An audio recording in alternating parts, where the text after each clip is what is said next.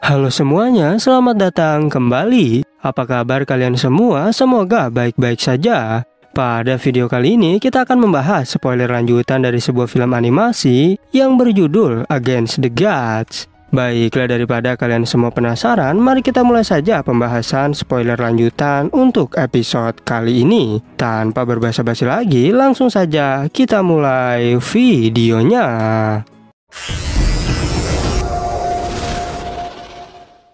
Cerita ini berlanjut, kita diperlihatkan Fan Juebi yang terkejut karena teknik api biru miliknya dimusnahkan oleh Yunce. Bahkan ia tak percaya karena itu adalah teknik andalannya. Dikarenakan sudah sangat marah, Fan Juebi pun berniat untuk membakar esensi darahnya, di mana ia akan mengeluarkan naga api untuk menyerang Yunce. Bahkan jika Yunce mati dan ia harus dikeluarkan oleh kompetisi, ia tetap tak peduli. Karena yang terpenting, klan Burning Heaven-nya tak dipermalukan.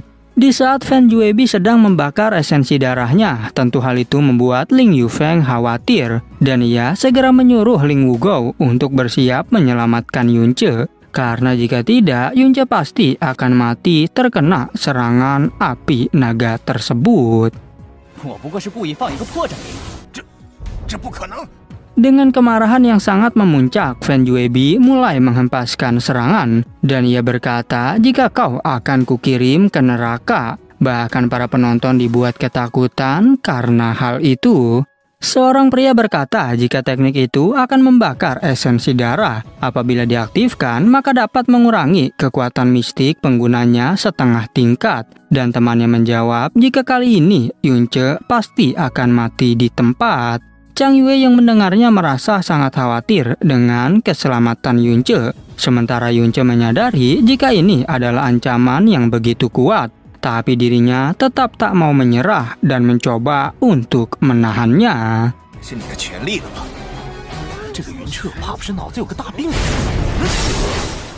Ketika Yunce menahan serangan itu, semua orang kembali tak percaya. Karena rupanya Yunce juga mampu menyerap serangan api naga. Dan mereka bertanya-tanya siapakah Yunce sebenarnya. Dua orang penonton kebingungan bagaimana mungkin Yunce bisa baik-baik saja setelah menyerapnya. Sedangkan Fan Juebi tak percaya dan ia mengatakan jika ini benar-benar sangat mustahil. Tak berhenti sampai di situ, Yunce kembali menghajarnya hingga tersungkur. Sehingga diumumkan bahwa Yunce adalah pemenangnya. Dan sekaligus juga Yunce akan masuk ke babak semifinal. Seorang murid berkata bahwa keluarga Kekaisaran Bluin akan mencapai semifinal. Dan ini juga membuat klan Burning Heaven tersingkir dari semifinal. Yunce juga dianggap jenius yang mengembalikan nama baik Kekaisaran. Fan Juebi yang mendengar hal itu tentu tak terima karena klan Burning Heaven telah dipermalukan. Dan meskipun tubuhnya telah luka, tapi ia tak menyerah. Bahkan dirinya melemparkan sebilah pedang dari arah belakang. Beruntung Yunce tepat waktu dan berhasil menangkis serangan itu. Dan kini justru dirinya yang malah dihajar oleh Yunce. Hal itu juga membuat Fan Juicheng dan tetua Fan menjadi terkejut. Tetua Fan yang sudah sangat marah segera turun ke arena untuk menangkap Fan Juebi. Dan ia sangat kesal terhadap Yunce yang sudah kelewatan. Mengapa dirinya masih menyerang padahal pertandingan telah berakhir? Yunce menjawab dengan santainya, apakah kau sudah buta? Jelas-jelas dialah yang menyerangku dari arah belakang. Sehingga aku tak mungkin berdiam diri dan mati di tangannya. Mendengar perkataan itu membuat tetua Fan menjadi semakin marah. Dan ia mulai menyerang Yunce dengan kecepatan tinggi. Bahkan Yunce menyadari jika kekuatannya jauh lebih besar dari peri kecil.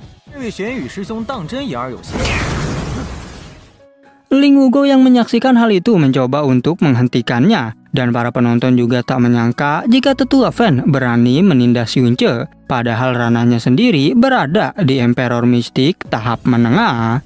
Ketika serangan dilancarkan, ternyata hal itu membuat tetua Fan sangat terkejut. Karena bisa-bisanya Yunce menghindari serangan itu. Sehingga tetua Fan mulai serius mengeluarkan kekuatan penuhnya. Di saat situasi sudah semakin memanas, untung saja peri kecil datang menyelamatkan Yunce dan ia segera menghalau serangan itu dengan elemen es miliknya. Bahkan Ling Yufeng saja tak percaya jika peri Yue-chan mau terjun secara langsung. Yunce merasa sedikit tenang karena peri kecil mau membantunya, atau jika tidak, mungkin dirinya akan mengeluarkan kekuatan andalan dari Molly, sehingga kekuatan terakhirnya bisa ketahuan oleh para musuh. Chu Yue-chan berkata bahwa dirimu benar-benar sangat memalukan karena seorang tetua dari klan Burning Heaven berani menyerang seorang junior tanpa alasan. Tapi tetua Fan menjawab jika Yunce sudah melukai anak dari pemimpin klan Burning Heaven. Tetua Fan menegaskan agar istana Frozen Clouds tak usah ikut campur. Namun Chu Yue-chan tentu tak tinggal diam dan ia akan melawannya. Karena bagaimanapun juga Yunce adalah orang yang telah menyelamatkan nyawanya.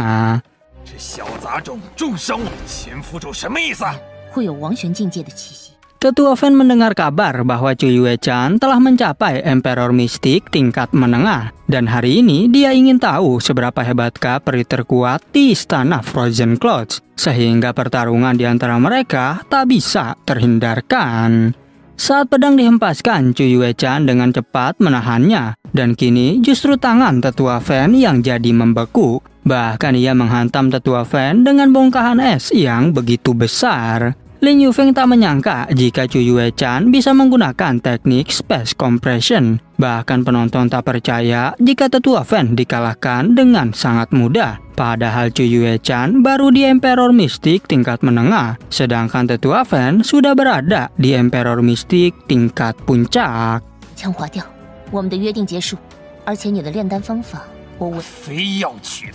Diketahui bahwa Frozen Clouds Immortal telah memiliki 3 tahta, sedangkan Sekte Xiao dan klan Burning Heaven memiliki 1 tahta, sehingga hal itu membuat penonton semakin antusias. Fan Juecheng segera meminta maaf kepada Ling Yufeng selaku pemimpin Wisma Gunung Tianjian karena tetua Fan telah bertindak ceroboh disebabkan Fan Juebi terluka parah, sehingga ia meminta agar Ling Yufeng mau memaafkannya.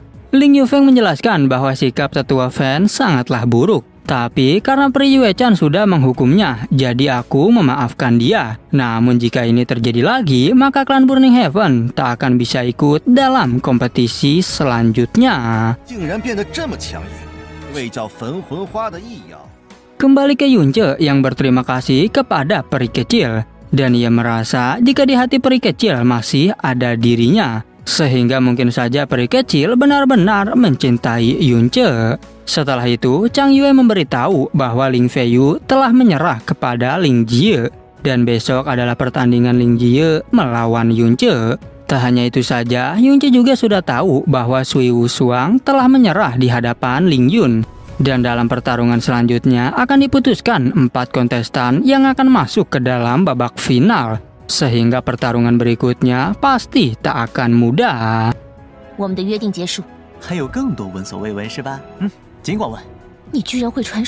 Kemudian diumumkan jika Xia Qingyue melawan Xiao Guanglei. Dan Chu Wei-chan mengingatkan agar Qingyue menyembunyikan kekuatannya sebanyak yang ia bisa, agar lawannya besok tidak terlalu waspada ketika mereka bertarung. Qingyue pun mengerti dan segera menyetujui hal tersebut. Xiao Guangyu berkata bahwa adiknya itu tak perlu khawatir. Lalu Guanglei menjawab, tentu saja tidak, karena aku yakin pasti akan memenangkan pertandingan kali ini. Setelah itu, Ling Wugou mengumumkan bahwa pertandingan terakhir sebelum perempat final, yaitu Xia Qingyue melawan Xiao Guanglei dimulai dari sekarang. Tak perlu berbasa-basi, Guanglei segera melancarkan serangannya. Sehingga saat itu juga terjadilah adu kekuatan di antara mereka. Saat adu kekuatan berlangsung, Guanglei sangat terkejut. Karena istana Frozen Clouds memang benar-benar tak bisa diremehkan. Bahkan ketika itu, Guanglei sampai dibuat terpental oleh Qingyue.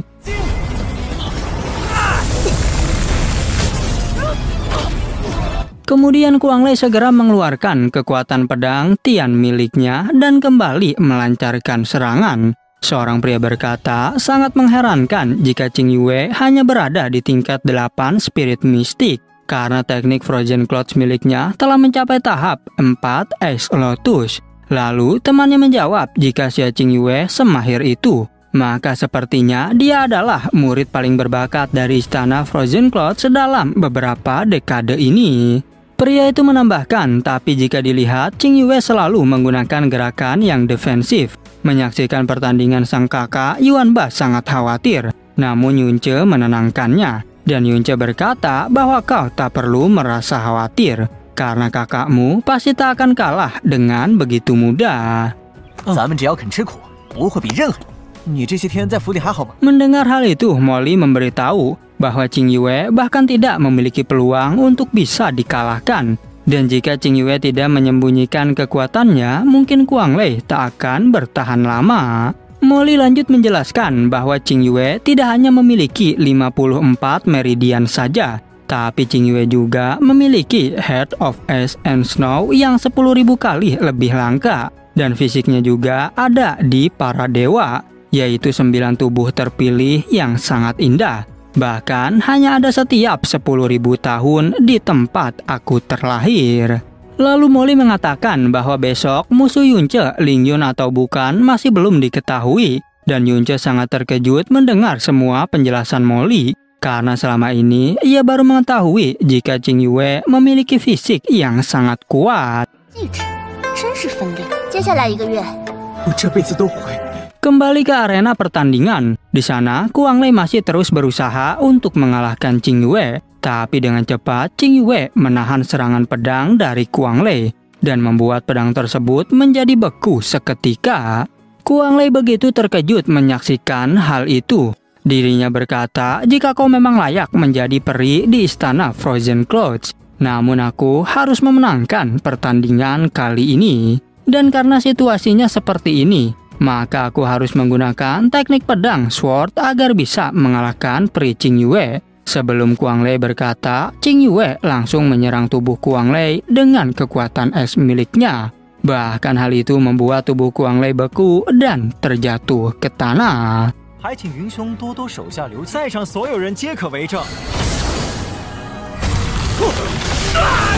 Setelah itu, Ling Wuge mengumumkan karena Guang Lei kehilangan kemampuannya untuk bergerak, maka pertandingan kali ini dimenangkan oleh Xia Qing Yue. Dan ia berhasil masuk ke pertandingan 4 besar esok hari. Ling Yufeng berkata pada Ling Yun bahwa Xia Qing Yue tidak sesederhana kelihatannya, karena dia bisa menyerang tanpa disadari siapapun lalu menyegel meridiannya. Dan jika Qing Yue berusia sama denganmu, mungkin dia akan menjadi musuh yang sulit untukmu.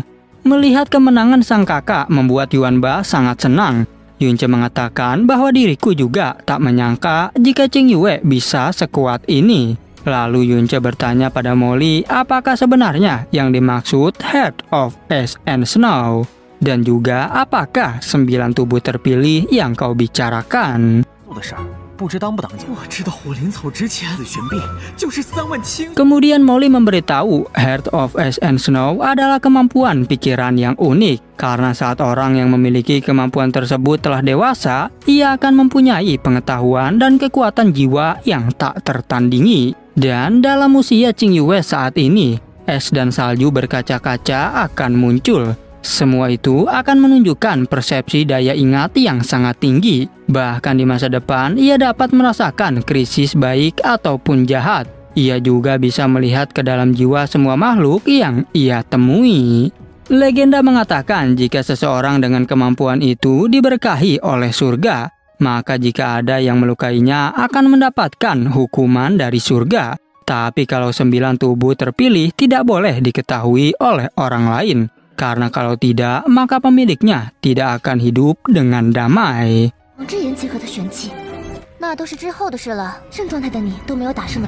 Dan arti dari 9 tubuh terpilih adalah dunia yang sangat indah di tubuh Qing Yue.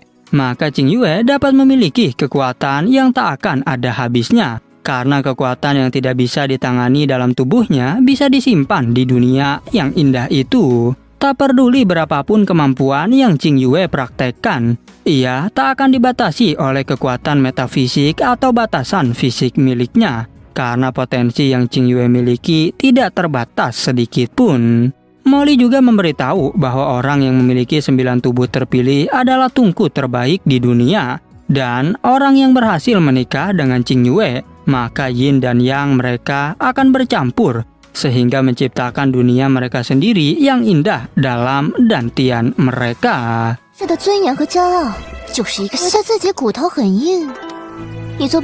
Singkat cerita, pada malam harinya Yunce berjalan sambil berkata, kemampuan tubuh yang dimiliki Qing Yue sangat luar biasa. Bahkan Yuanba juga memiliki meridian Royal Lord Divine. Dan jika difikirkan, ayah mereka hanya orang biasa. Tapi siapa sebenarnya ibu mereka berdua? Setelah itu, Yunce sampai di depan halaman istana Cloud Immortal. Di sana, Yunce memperkenalkan dirinya dan memberitahu bahwa ia kesini ingin menemui Xia Qing Yue secara pribadi. Kemudian datanglah Qing Yue yang berkata, jika kau datang ke sini untuk bertemu dengan senior Chu Yue-chan, lebih baik kau kembali, karena senior tidak akan pernah mau berhubungan dengan orang luar. Lalu Yunce menegaskan bahwa aku akan memberimu 2 pilihan. Pertama, kau memanggilku sebagai suami. Atau yang kedua, kau memanggilku dengan nama asliku. Karena bagaimana bisa orang yang sudah menikah memanggil pasangannya seperti orang lain. Kemudian Qing Yue menjawab, aku mengerti, maka aku akan memanggilmu Yunce mulai saat ini. Tapi Yunce berkata bahwa diriku lebih suka kau yang dulu, karena sekarang kau bersikap dingin seolah kita tak pernah saling mengenal. Lalu Yunce mengucapkan selamat karena Qing Yue berhasil masuk ke dalam 4 besar. Namun Qing Yue menjawab bahwa seharusnya aku yang mengatakan hal itu padamu, karena aku tak menyangka kau bisa mencapai keadaan seperti ini dalam 2 tahun. Dan itu adalah balasan terkuat pada mereka yang selalu meremehkan bahkan membencimu. Dan pada akhirnya spoiler untuk episode 29 pun bersambung. Oke, cukup sekian, terima kasih untuk video kali ini dan sampai jumpa di video berikutnya.